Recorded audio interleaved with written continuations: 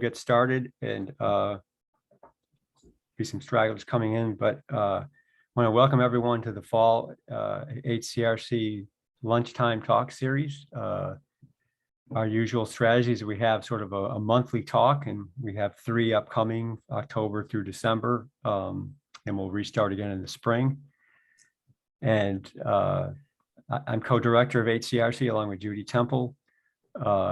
And we're delighted to kind of share some of our findings, today in the Chicago longitudinal study. And topic is going to be really promoting midlife well-being through the Child Parent Center preschool to 3rd grade program. And we'll make our slides and other notes available as we go through. So what we thought would be really helpful is we have a series of sort of brief presentations about the long-term outcomes of the CPC preschool to 3rd grade program. I'm going to give sort of a brief overview of the project and sort of our approach and a lot of the past work that we've done. And then we're going to take sort of 3 slices on these long-term effects. Suh-Ruu is going to cover sort of the long-term effects of CPC on economic well-being. Nishank Varshney is going to cover kind of cardiovascular health effects of the Child Parent Center program. And then I'm going to summarize along, with my colleagues, Mirinda and Christina, sort of the mental health effects on sort of subjective well-being. And so that's, sort of 10 or so minute snippets, and then that will sort of drive maybe some conversation and questions that people have, and people could ask questions in the chat. And we're going to try to leave about 10 minutes at the end for other larger discussion points. So let me think about, if you think about early childhood programs, we think about in the Child Parent Center program, just historically, people aren't aware that, Child Parent Centers in Chicago are really the first, integrated kind of P3 system that was put in place in the Chicago Public School District, back in 1966, 1967.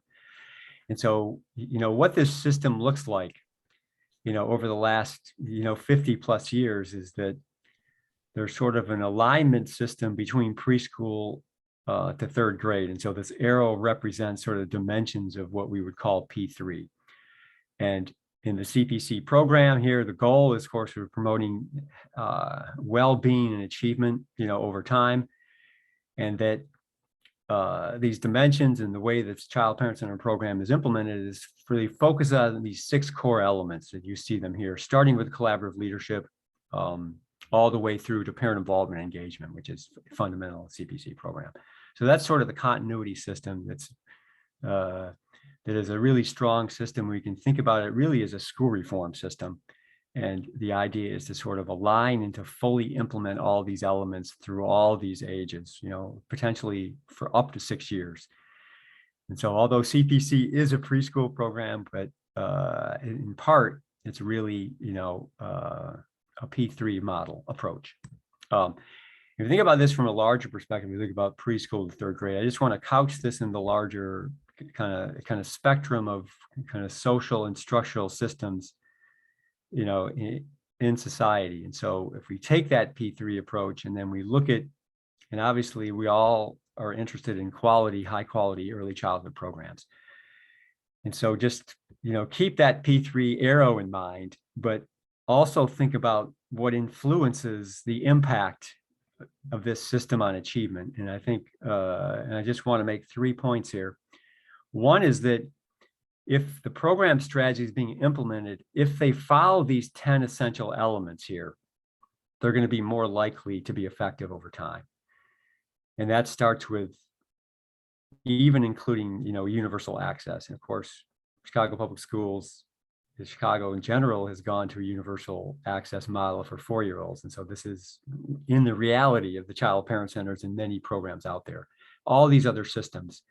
And so the more you can implement these effectiveness elements, the more likely you are to have this impact, and also scaling the impact. That's the first point. Many programs, though, do not have these 10 elements, or nearly, or maybe half of them or more. So that's a hindrance.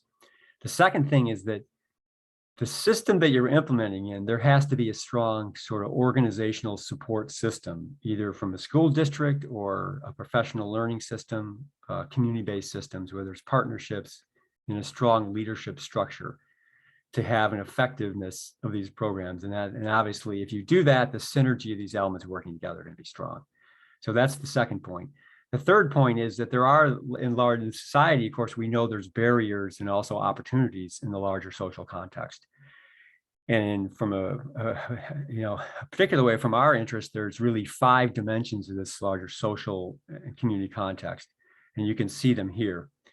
And again, in our study, with findings we're going to report on, that we're really interested in the social community context. We're interested in the level of neighborhood resources, in neighborhood poverty, and we're also interested in participants' history of discrimination, mainly racial, but other forms of discrimination, barriers in society that have hindered, their full involvement and full impacts of the programs. So those are things you can look at. These other structural barriers could moderate, they could modify the effects of anything else here you see. So that's sort of the larger spectrum of services that we've put together as part of this P3 model. So of course, coming closer to home now, what does the CPC program do that would lead to these long-term outcomes?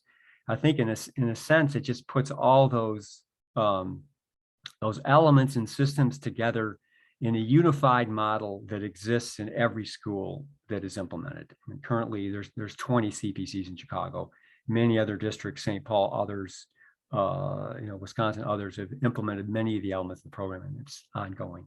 But if you think about the 3-9 system, obviously, the center of the system is the principal and the leadership structure, and that would be the head teacher in the CPC program, and all these main elements that are sort of running through from age 3 to 9. But I think if I had to put my finger on sort of the key dimensions of CPC, there is this organizational structure, and then there is a head teacher in each site and a strong family service system model with, parent resource centers and rooms that kind of help implement this program within a small school, small class sort of environment.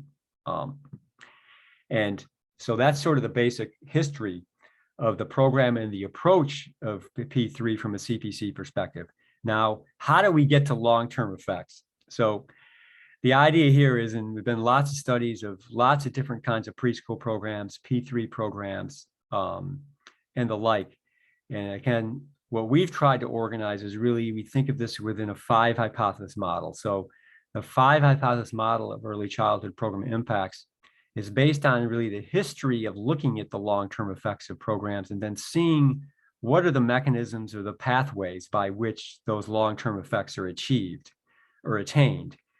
And there's really 5 of them. And we could start with, sort of these developability, sort of the scholastic advantage that we often also call the cognitive advantage. And then it could be, kids start school with higher school readiness skills, and that carries forward and actually, explains why we might see long-term effects later.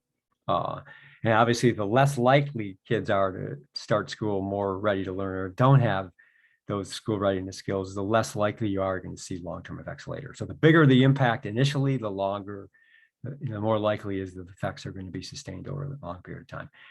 But it's not just about cognition or scholastic skills. It's about enhancing motivation, enhancing social emotional learning, enhancing family support, parent involvement, and also school and community support in terms of these resources available to support and to sustain children's programs.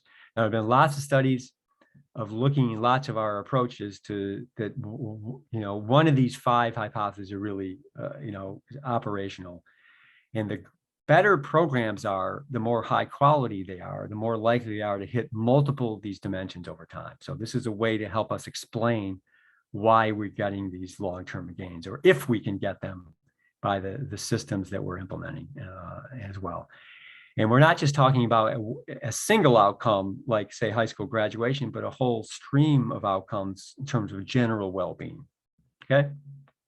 So if you want to read about the history of some of the P3 movement, a lot of the work, you can consult our article here, but I just want to summarize, and it summarizes a lot of the evidence about the elements, about the effects, especially on economic well-being, education outcomes. And of course, our work in the Chicago Longitudinal Study that follows a cohort of the CPC graduates began in the early 1980s, that there's strong evidence that these long-term benefits occur and that there is a high return on investment for every dollar invested. So that's some of the background history. Now, so to get into the findings, the Chicago Longitudinal Study is interesting because this is a complete cohort of kids who participated in the CPC program, born in around 1980, and about a total of 1,539 children in the CLS cohort from neighborhoods on the west side and also mainly south sides of Chicago that had sort of the largest disparities, but also, some of the lowest rates of school readiness skills and engagement of families, and that these centers are put in place really by sort of door-to-door canvassing about what is sort of the best approach, what would families think would be the best approach to improve education outcomes for children. And many of it was to create these early childhood centers, and this began in the mid 60s. So in our sample, almost all are Black children families, which was 95% of the neighborhoods that the centers opened in are African American communities, and children began attending CPCs beginning at age 3, and they could go again all the way up to that 3rd grade realm. And the controls, 550 in the control group, were kids that attended the usual early childhood programs in similar neighborhoods. Sometimes it was Head Start, other times it was home care, and that they all participated in a special intervention in kindergarten, actually, a full-day kindergarten program. So they were getting really the usual district services available. And we took kids from randomly selected schools. So it's a very comparable group.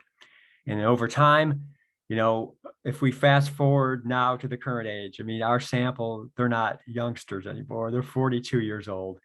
And we followed successfully, with the help of Chicago Public Schools, Chicago in general, over 90% of the sample, over time.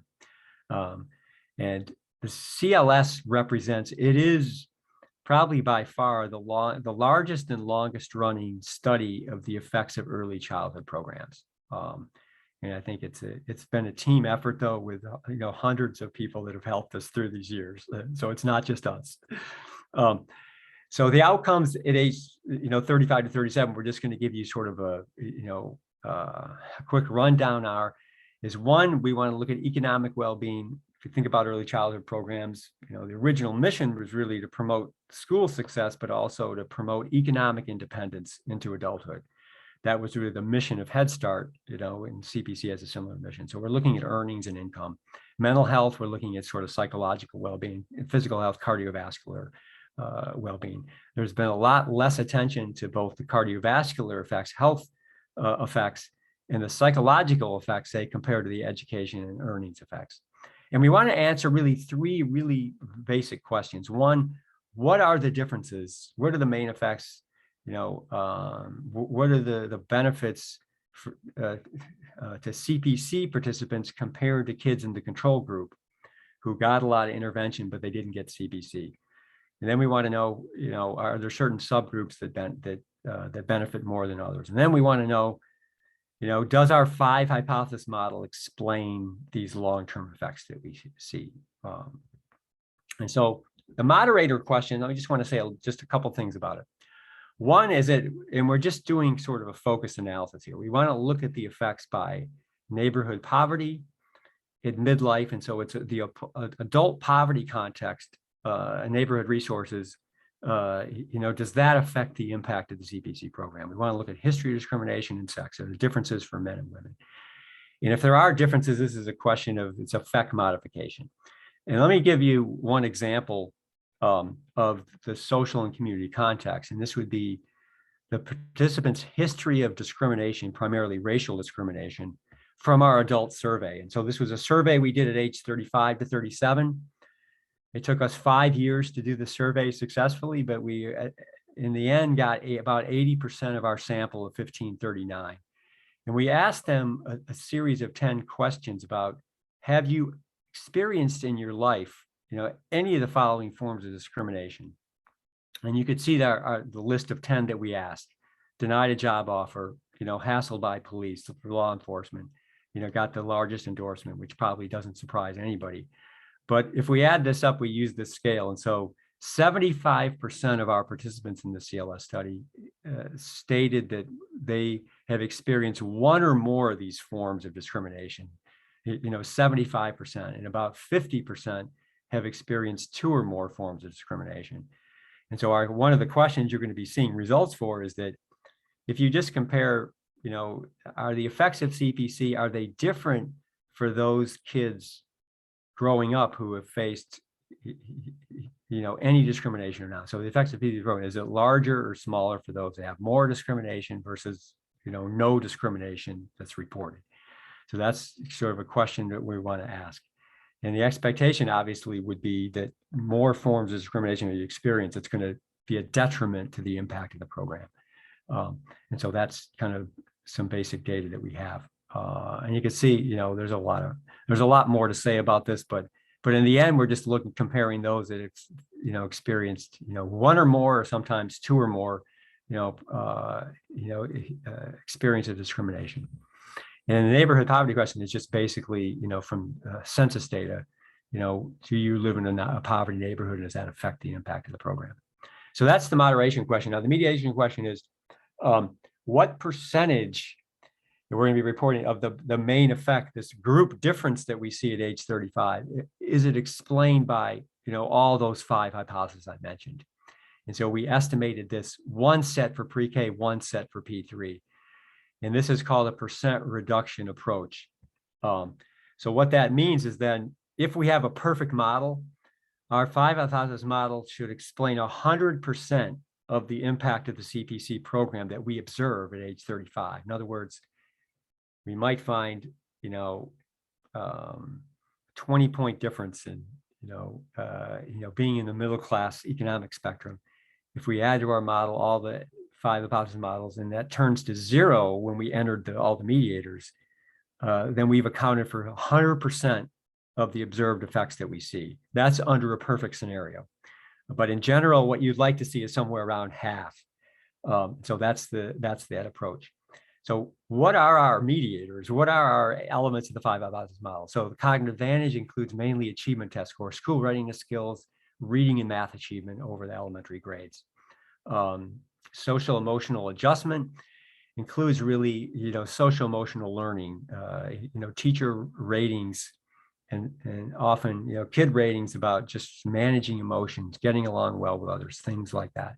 School commitment would be motivational advantage. I'll measure the school commitment. And these are all measured really mostly over K-12. Parent involvement in school is our primary measure. And also, parent expectations, our primary measure of family support. School quality is one dimension of school support, by just, aggregate achievement and sort of, supportive systems in the schools. And our 2 main indicators of community support are this history of discrimination measure I mentioned, and also neighborhood poverty, neighborhood resources. And then there is a cross-domain one, years of education. So in past studies, what we find is I met that threshold. We don't meet the 100% threshold that we can't explain every observed effect over time, but we can explain generally over half. And that's pretty amazing. So that, 20 years later, those 5 hypotheses I mentioned account for, up to 84%, even beyond, of the observed CPC effects for years of education, occupational prestige, health insurance. Depressive symptoms is nearly 100%, incarceration and felony arrest. So that's pretty good, but we don't really know how well the model works. Those 5 hypotheses explain midlife outcomes in the mid-30s to late 30s. And so what we're going to be reporting, Suh-Ruu and Nishank, and I'm going to say more about this too, we're going to be reporting confirmatory analysis. And of course, we're building on all this prior work, and we have this nearly 40 years to build on. And this is a confirmatory approach. And so also the evidence we're going to be showing you, there's no post hoc analysis, because this is sort of are we confirming, do we get confirming evidence based on the prior work? And so we're not mucking around with the data once we get it. So without further ado, that's the main thing. So if we want to read more about some of this process work, is overall research. You could do a Google search on any of these studies here. That's probably the easiest way to find them, but we'd happy to make them available. And this goes back to the late 90s where we're setting up sort of this sort of model and looking at the effects of CPC. So I'm going to stop there without further ado. I'm going to just turn it now over to Suh-Ruu, and she's going to cover really the economic well-being benefits of the CPC program. So I'm going to stop the share. Suh-Ruu, I welcome you.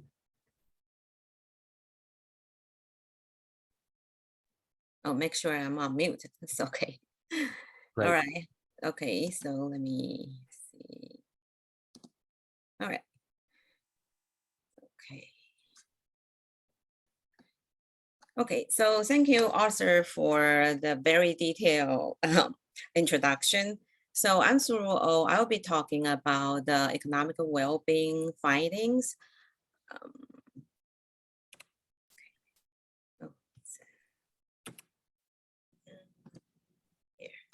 All right. So because of the original goal for the early childhood intervention program is on education, so logically, the next step of the finding we will look at would be the economic well-being, because the well-established relationship between education and usually income and the job. So, but there's not many study looking at this because long-term outcome, the finding data is hard to get, as Arthur mentioned. So here we, let me repeat the three questions that Arthur just mentioned. So first, we're going to look at the effects of the CPC program on economic well-being. And we will be looking at two different program contrasts. So the first is the CPC preschool participation. And the next is the P3. That means they have 4 to 6 years of the CPC program compared to people who have less. And the second question, we will look at if the effects differ by moderators. And again, the three moderators that Arthur mentioned, they are neighborhood poverty and midlife, history of discrimination, and gender. And the third question is, does the 5 hypothesis model account for the observed program effect? So the study sample for the income is 12-18 youth from the study. The mean age in August 2017 was 37.3 years. So the data, how we got the income data, the main sources is from the Illinois Department of Employment Security. So that's administrative records, people report to the Illinois state. And we also use the data from the Midlife survey. And one additional thing we used is if they are incarcerated, we estimate their income because they are incarcerated. So we gave them a very low value on income. So we can have a little bit bigger sample size. And so we are not, we will only focus on one outcome today, which is the average annual income. And it's in $2017. So the mean amount in our study sample is about $28,000. And to give you a reference point, the entry wage of all occupations in Illinois in 2017 is about $22,000. For the median wage of all occupations in Illinois, the same year is about $39,000. So you can see our study sample is kind of like in the between, not really reaching the median of wage, but they are better than the entry wage. So we use regression analysis to analyze the data. For the first question, the main effects, basically we include the covariates, which is the social demographic factors that prior to the program, because it is a quasi-experimental design, we're trying to adjust the group differences. And for moderation, we use interaction effects to look if there's any interaction effects. And for mediation, we use hierarchical regression to look at when we enter the mediators step by step, does the main effect change? So let me go into the result for the first question. Look at the main effect. So the two different program contracts I listed here, you can see actually the preschool group report significantly higher income than the comparison group, and a similar finding for the P3 group. And the significant level is at 0.01. We also calculate the effect size because a lot of people want to see what does that mean. So when we calculate effect size, it's about 0.18, which is about small effect size, small size. Yeah. And then for the second question, we look at interaction effects. So we basically just, we use the program, interact with the 3 different moderators and include them in the model. None of them are significant. But even though they're not significant, we saw it would be interesting to look at the subgroup analysis. So we split them by the moderators. I'm going to show you one example. So when we split the study sample by the discrimination experiences, you can see even though the interaction effect is not significant, when you look at for the group who experienced 2 or more discrimination, the program group, they are reporting significantly higher income compared to the comparison group. But it's not, there's no difference for the group who experience 1 or no discrimination experiences. So that means there's something we can probably look into further in the future. And for the third question, you have to think back that the 5 hypotheses, the figure that author showed you, and also there are different factors we included as mediator in each hypothesis.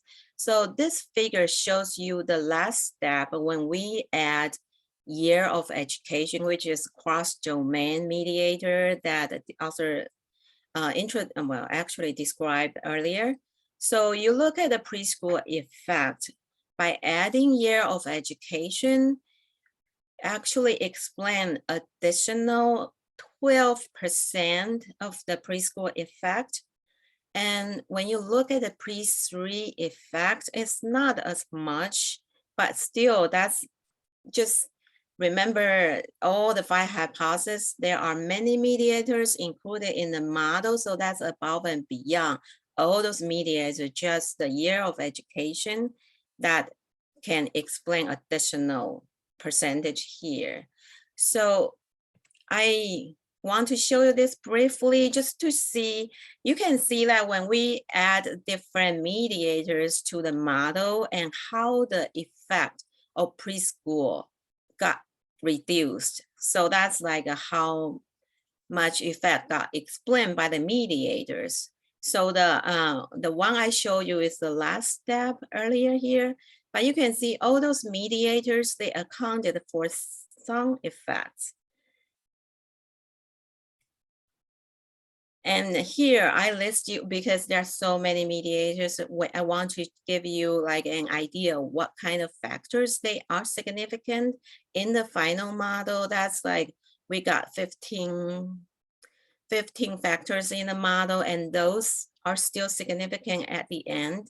So showing this significant mediators can give us ideas on how preschool has long-term effect. How does preschool link to early income at age 37?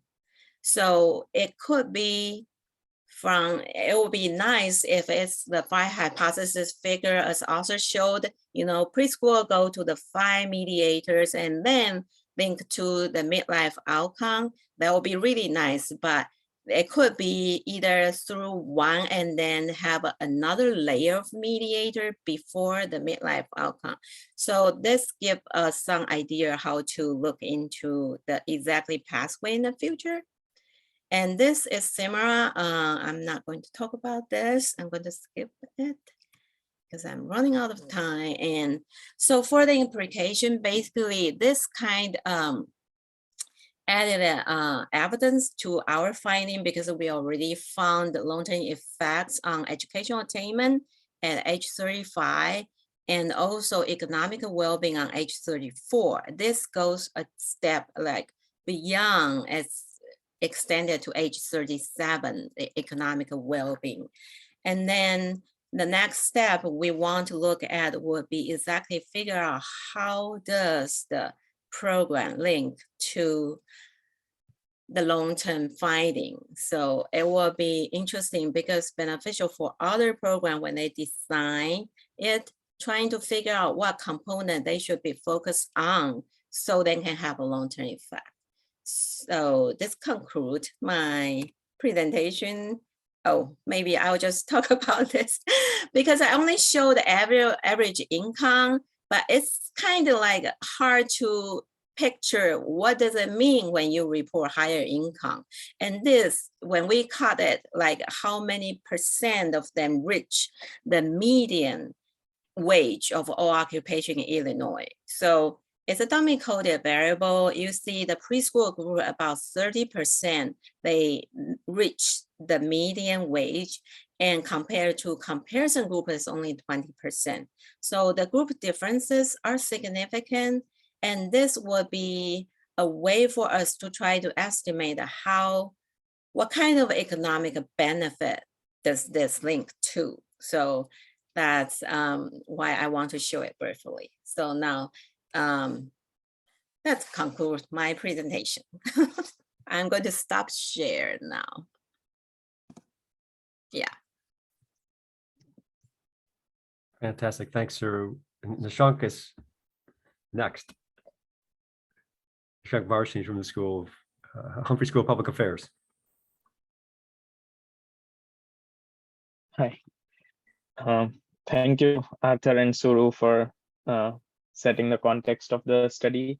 So I'm going to be presenting on the impacts of the CPC program on cardiovascular health at age 37. So the question that we are studying is there a sustained impact of the Chicago CPC program on cardiovascular health at age 37? And do the impacts vary by gender, neighborhood poverty, and history of discrimination? And similar to what Suh-Ruu just explained right now, we'll also be looking at what percentage of this effect can be attributed to the mediators from the 5 hypothesis model that Arthur described. So the 5 hypothesis models are motivational advantage, cognitive advantage, socio-emotional adjustment, family support behavior, school and community support, and we also look at the years of education by age 34. So, sorry. So the data, our data sources are participant survey at age 35 to age 37. So we got a total sample of around 1,125 participants, for which out of which we had the outcome variable for around 1,042 participants. We also conducted a physical health exam at age 37 to 39, and that sample size was around 300. And we see a strong correlation between the survey reports, and which is self-reported data, and the health exam data, which was physically collected. We see a correlation of 0.85, which is very strong. Now, looking at the outcome measures, so we look at the American Heart Association's Life Simple 7. These are the 7 most important predictors of heart health, and also a pathway for achieving ideal cardiovascular health. So the Simple 7 include 4 modifiable behaviors. One of them is not smoking, healthy weight, eating healthy, and being physically active. And they also include 3 biometric measures, blood pressure, cholesterol, and blood sugar. So we have 7 of these indicators, and they are classified into 3 categories: ideal, intermediate, and poor. So individuals who have an ideal level for all the 7 indicators, they will have a score of 7. So we have a range from 1 to 7, and the mean score is 4, and nearly 30% of our sample had a total score of 5 plus. So I've indicated in bracket what is the ideal indicator for each of these. So now looking at our outcome by program groups. So we see that here I've shown the group the outcome by 3 different modes. So one of them is whether our preschool participants and the comparison group. Then the other is P3 group, which had 4 to 6 years of participation versus the non-P3 group, which is 0 to 3 years of participation, and then nearly full dose versus no treatment. So 5 to 6 years of program participation versus 0 years. So we see that there is a statistically significant difference in the outcome. So the preschool participant group has higher AHA index, and we see the same thing for the 5 or 6 years group as compared to 0 years. The effect is not significant statistically for the P3 group as compared to the not P3 group, even though we see that they had higher AHA index. We also looked at the subgroup analysis. So by gender, we see that among the females, the preschool group had a better AHA index outcome as compared to the comparison group. And it was significant at 5% level. Similarly, for the group that had 5 or 6 years of participation, we see again the same thing, that the differences were significant for female. Again, even though the differences are not statistically significant for male, we do see that they are slightly higher.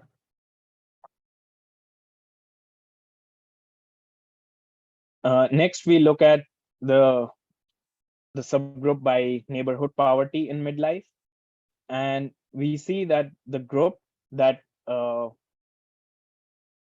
and here my results are different from Suh-Ruu's results. So here we see that the group that was not in high poverty, for them there was a statistically significant difference on the outcome on the AHA index for those that participated in the preschool program as compared to the comparison group. And we see that for the preschool versus the comparison group, as well as for the P3 to not P3 group, and those who had 5 or 6 years of participation in the program versus 0 years.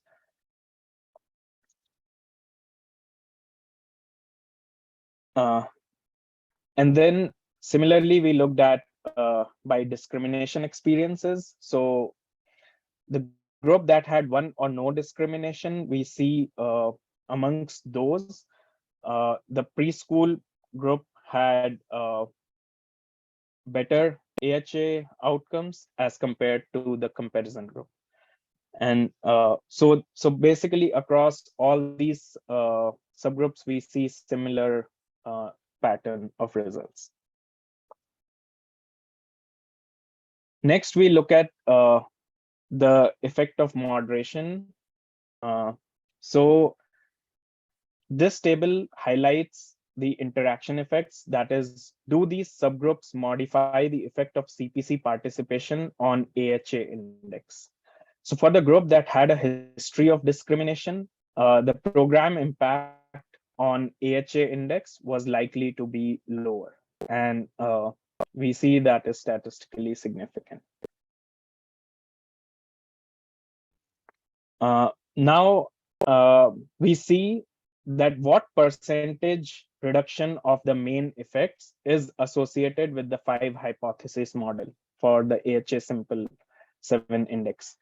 So as I showed in the previous slides, our main effect is around 0.16 standard deviations of effect size. And the 5 hypothesis model explains almost 27% of that effect size. And when we add the number of years of education to the model, we see that 37% of that effect can be explained by the 5 hypothesis model. And this is for the preschool participation. When we look at 5 or 6 years of participation, then because that effect is small, we see that nearly 70% of that effect can be explained by the 5 hypothesis models. While not shown here, we also looked at the extended participation. For that model, nearly 100% of the program effect was mediated by the 5 hypothesis model. So to conclude, our recent cost benefit analysis found the benefit cost ratio for the health outcomes in the range of 1.3 to 3.6. So there is some evidence that CPC early childhood education program has impact on physical and mental health in mid-adulthood. And we can say that high quality early childhood education with comprehensive services is associated with improved cardiovascular health as measured through the American Health Association's Simple 7 Index. We also see that the 5 hypothesis model mediates a significant percentage of that impact. Among those, school commitment, parent expectations, and educational attainment were amongst the strongest mediators. There is a limitation of our study. The 7 indicators relied on self-reports, which may over-report good health. However, as I mentioned earlier, we also looked at the data collected from physical health exams, and we see that there is a very strong correlation between the survey results and the health exam results. So that may be a good thing for our study. And as the next steps, we will also look at the Framingham risk score, which is one of the other ways to look at cardiovascular health. Thank you.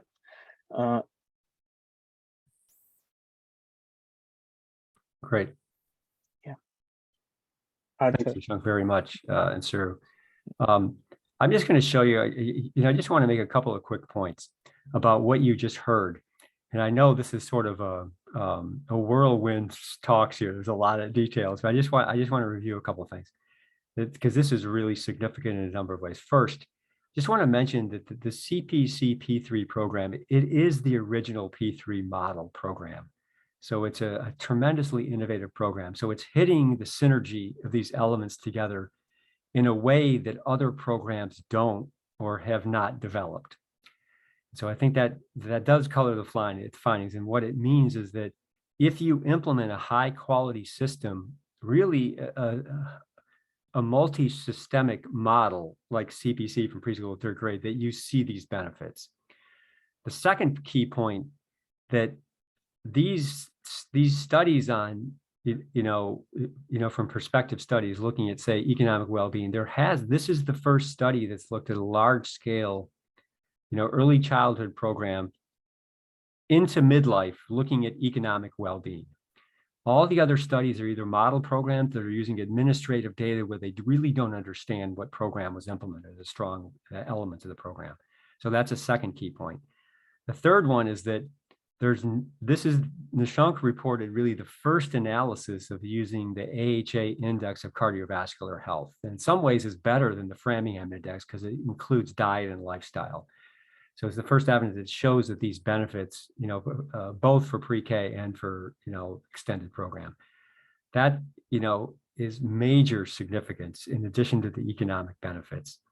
And the fourth point I just want to make too is that not only does the 5 elements model account for a substantial portion of the variation, which is also, I think, new and original, but these larger social determinants of health, these larger structural inequalities are modifying the impact of the CPC program. And it's really the first evidence that we see that we can quantify this impact, and it is detrimental.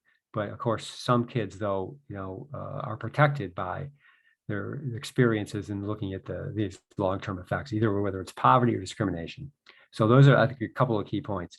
I'm just going to, in the last couple of minutes, I just want to share briefly. I'm not going to have time to show you all about the psychological well-being findings, but let me just highlight a couple of slides here. And then, as I mentioned at the beginning, we're going to post this talk on the HCRC website. And another dimension I just want to show you, hope people can see this, that looking at psychological well-being, because the other thing too is that, many studies of early childhood and P3 programs, they look at things like, life satisfaction or mental health some ways, but there hasn't really been a focus on psychological well-being as a major, focus of investigation. So when our colleagues Mirinda and Christina have worked at this, and so in the early childhood, in the midlife survey, we've examined this. So I just want to say, maybe in 3 or 4 slides to kind of show you this notion of psychological well-being, and that we're showing positive benefits also on psychological well-being. I think about what psychological well-being is we're using sort of the RIF scale of psychological well-being, which is this extent to which individuals have goals, purposes in life, realize their potential, have quality relationships with others, and feel responsible for their own lives. So sort of an agency, self-agency, and these dimensions that you can see. But if I look at this, and obviously it's important, and we're looking at these same questions that Nishank and Suh-Ruu looked at, and I'll just show you the main effects, and I'm just going to stop for questions. But what we did in the survey is that in the age 35 survey, I mentioned this 5 years it took to do this 80% response rate for our sample. We were ultimately very successful. But in this survey, we asked the 18-item, short version of the RIF scale. But as it turns out, those 18 items, those 6 scales, that doesn't really represent very well psychological well-being for our sample, kids from inner city Chicago growing up in poverty and facing all these barriers. What we found, though, is that it's sort of a factor analysis of those 18 items led to an even better scale that we think that is this dimension, sort of the purposeful management of responsibilities in your life. It's managing, so it's like almost like a work-life balance scale. And so how well are you, how good are you at managing those responsibilities? And so then, and you could see some of the example items here. So again, so in the reliability of this sort of dimension was better than the reliability of the overall scale. So that tells us we think we're onto something for this new dimension of sort of psychological well-being, this purposeful management of responsibilities in life. Now, so for our first analysis, so what we did is we took this measure, and it's about 9 items or so, and you can see the mean, but the bottom line is I just want to show you the initial results. So what we found was the following, looking at the scale, that we did find a significant effect of CPC preschool on this sort of purposeful management of responsibilities based on about 1,100 participants from the CLS study. And of course, but in doing this survey, these are not just kids in Chicago. So we know that about 60 to 70% of our sample growing up from Chicago stayed in the Chicago area, but 30% are either in larger Illinois or in other states around the country. So we see a large, fairly sizable, practically significant effect on psychological well-being. So this is really the first study that has shown such a linkage. We didn't see a lot of great moderators effects. What we did see, though, that the CPC program for preschool, it did have a greater benefit on psychological well-being for females compared to males. And that's sort of, consistent, with some of the evidence that Nishank reported. And that we could account for nearly half of the main effects with a 5 hypothesis model. And so it's, again, maybe a fifth significant point here is that when we measure broader well-being in terms of psychological well-being, the findings generalized to that in terms of CPC impact. We don't see big effects of the P3 program, though, for psychological well-being, and that we can account for those effects pretty well with a 5S model. We accounted for about 50% of the effect of CPC preschool through the 5 hypothesis model. And the one caveat there would be that educational attainment by itself, unlike what Suh-Ruu showed, where educational attainment, I think Nishank as well, that educational attainment did add to the explanation. Educational attainment does not predict psychological well-being in our study. And so that's an interesting finding that we need to further pursue. So educational attainment really didn't add to that benefit. And you can see that right here. As I mentioned, about 54%, but when you add educational attainment, it goes to 57%. That's not a big increase as well. So it's muted effect of educational attainment. And so I want to just end there and just stop the share and go to questions that we took you on a whirlwind tour of some of these midlife findings of early childhood programs, this early childhood system from P to 3. And we're very encouraged by these findings. And the last other point too, there's been scale ups of the CPC program in Chicago and other districts that we have sponsored and worked with, both the city of Chicago and Chicago Public Schools. And that work is ongoing. And we see that in the early phases, at least, that the findings of the CPC program, that they're consistent when you scale up the program, whether a variety of strategies, that you're getting, at least in the early years, similar effects to what we showed in the CLS project. So I want to thank you for listening to this sort of our tour. We'll post the slides, and I just want to go right now to questions or comments.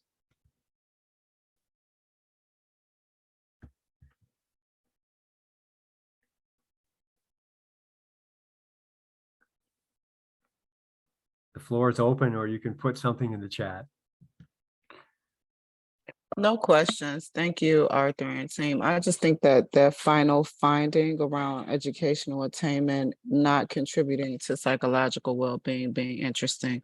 And then also just that the correlation that you found between better psychological well-being on women as opposed to men. And just, for me, just some antennas have gone up. But no, thank you for sharing. This was interesting. Yeah. And thank you. I know, from the chat, I think Amy Sussman-Stillman had a question about how does this generalize to kind of childcare programs or other programs. The thing is, here we're talking about these findings are really from high quality programs that are implemented within a strong system of organizational supports through a school district, in this case. And so I think, I would just say that they have less generalizability to the larger childcare programs, because what we have to think about is that how do we improve quality enough, and how do we improve organizational systems of support enough so that we can have routine experiences that all children and families have a chance to impacting school success, school readiness skills. And so we need to improve our systems of care in education so that they sort of mirror or have a lot of elements in common with the CPC program. And we know that's possible in the way we deliver early childhood programs, the multi-systems that are implementing them. So I think the implications are that this is a sort of a goal that many programs could have, and we're showing that if you implement to this level and this level of support, that these are the outcomes that you can gain later. So it's realistic to expect these big effects if you implement a strong quality system. So that would be my sense of how the implications of our findings for the general field of early childhood care and education. Anything else? Just comments, questions for Suh-Ruu, Nishank, in general? just piggybacking on what you just shared, Arthur, I think it shines a light on the benefits of those wraparound supports and services that aren't always necessarily included in, just a general pre-K setting. And then also another point of clarity, CPS currently operates 19 CPCs, not 20. Yeah, great. So, and I think they've been expanded, if you think back to the scale up work, has been important, and that you need to have the systems, as you mentioned, Jennifer, just the wraparound system, this organizational system of supports that is there, that's available for the entire school, but also for kids in early childhood, systems that is really important. And I think in the early child infrastructure, and one thing we did, and when we scaled with Jennifer and others in Chicago, the CPC program through the Scale Up project, that the idea was to try to bring that system to bear and to implement a system, not just a preschool system, but really a school reform system, or a community reform system that has really a lot of partnerships. And so that I think has been very successful in bringing this larger support system you mentioned to bear, and that it is scalable. And so we're positive and optimistic that these features are scalable to the larger population, to system-wide, whether it's in Illinois or anywhere else, Minnesota or elsewhere. I'd like to make a comment about Nancy's comments. How do we distinguish this program's results from just typical early care and education? And I think that's really important, because we're not really comparing it to the early care world as we see it. Because in Chicago, the early educators were part of the Chicago public schools. They were reasonably well paid. There probably wasn't a lot of turnover. And so it's a very different circumstance than what other kids are facing. Yeah, and I think it's a great point. And I think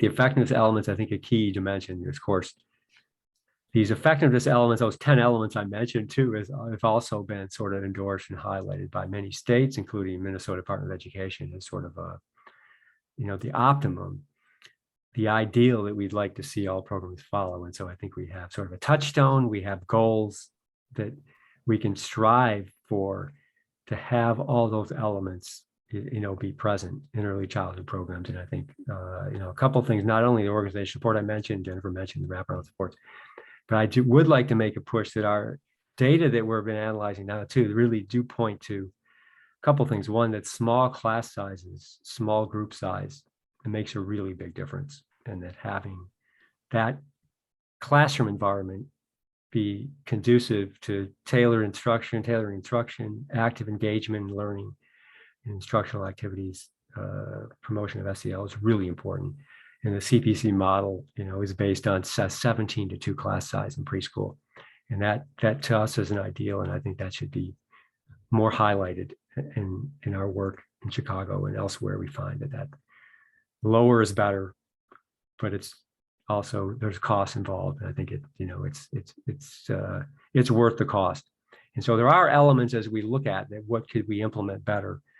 You could take each of those 10 elements and try to figure ways to sort of implement those systems. And sometimes you need creativity and funding, where we used in our studies and work, we used sort of the social impact model, sort of the pay for success model, is another way to finance systems, and that helps scale the centers beyond the 10 to the current 19, but it was 10 in 2012. So partly, some of the financing, thinking about these elements is really important. Thank you. Anything else? Yeah. So in closing, I would just say you can feel free to follow up with us. Our slides will be available on the HCRC website, and we all look forward to really engaging with you and addressing, really looking to the future for enhancing early childhood programs and systems. So thank you very much, everyone. Thank you, guys. Thanks, Arthur. Yep, thank you. Thank you. Thanks, everyone. Bye-bye. Good job, Nishank and Suh-Ruu and Arthur. Great. Yeah, great. You covered it, Sue. Yeah, yeah. Covered it good.